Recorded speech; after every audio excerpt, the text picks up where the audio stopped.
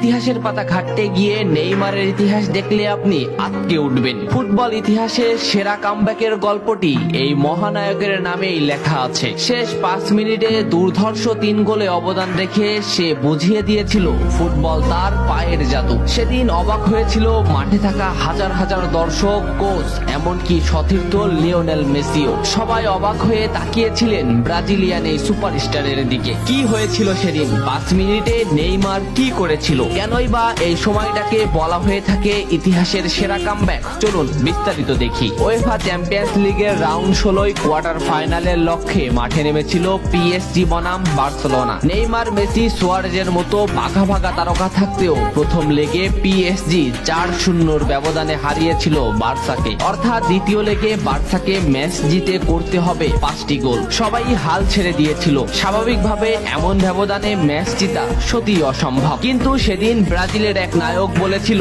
এটা সম্ভব, আমরা এটা করে দেখাবো। যেভাবেই হোক না কেন আমরা দলকে ম্যাচ জেতাতে চাই। 2017 সালের 8 মার্চ অনুষ্ঠিত হয় এই ম্যাচের দ্বিতীয় লেগ। ম্যাচের শুরু থেকে ক্ষিপ্ততা আর দক্ষতা দেখাতে শুরু করেন নেইমার। এই ম্যাচে যেন আবির্ভাব হয় কোনো এক নতুন নেইমারের। এই নেইমারকে তো কেউ চেনে না। ম্যাচের 3 মিনিটেই লুইস সুয়ারেজ পেয়ে যায় প্রথম গোলের দেখা। এরপর নেইমারের ক্ষিপ্ততায় একের পর এক আক্রমণ সাজাতে থাকে বার্সা। এদিন যেন নেইমারকে কোনোভাবেই আটকাতে পারছিল না পিএসজি। নেইমারকে আটকাতে একের পর এক ফাউলই বেছে নিয়েছিল তারা। ম্যাচের 40 মিনিটে লেভিনের আত্মঘাতিক গোলে বার্সা পায় দ্বিতীয় গোলের দেখা। ম্যাচের 50 মিনিটে ক্ষিপ্ত থাকা নেইমারকে ডি বক্সের ভিতর ফাউল করে ফেলে দেওয়া হয়। এতে বার্সা পেয়ে যায় পেনাল্টি। পেনাল্টিতে গোল করে দলকে এগিয়ে নেন লিওনেল মেসি। তবে যেমনটা ভাবছিলেন এই ম্যাচের গল্প ফুটবল বিধাতা তেমন ভাবে লেখেননি। 62 মিনিটে বার্সার কফিনে শেষ প্যারাটা পুড়ে দেন এডিনসন কাভানি। এতেই স্তব্ধ হয়ে যায় ক্যাম্প নু।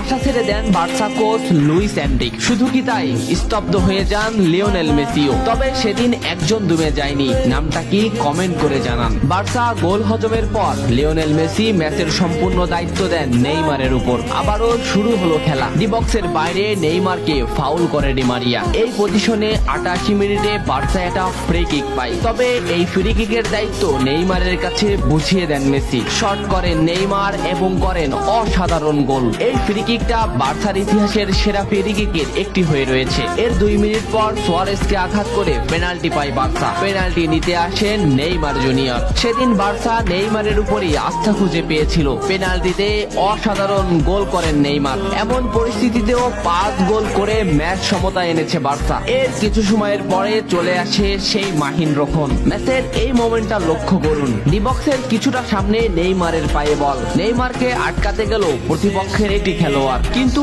নেইমার শর্ট মোমেন্ট নিয়েও শট না করে বলটি সামনে আগালেন। এই মোমেন্টটা লক্ষ্য করুন। নেইমার একবার গোলের দিকে তাকালেন। এতেই সে বুঝে ফেলেছে কোথায় বলটি দিতে হবে। নেইমার শট নিলেন। আপনি সাধারণ চোখে এটাকে একটা শট দেখলেও এটা হলো সেই শট যা লিখেছিল ইতিহাসের সেরা কামব্যাকের অধ্যায়। নেইমার এমন ভাবে শটটি নিয়েছিলেন যাতে রবের্তো শুধু পা লাগিয়ে গোল করেছিলেন। শেষ 5 মিনিটে সেরা 3টি গোলে অবদান রেখে সেদিন ইতিহাসের সেরা কামব্যাকের নায়ক হয়েছিলেন ব্রাজিলিয়ান এই সুপারস্টার। সবাই যেখানে স্তব্ধ হয়ে গিয়েছিল নেইমার সেখান থেকেই শুরু করেছিলেন। নেইমার বুঝিয়ে দিয়েছিলেন নিজের দৌড়ত্ব।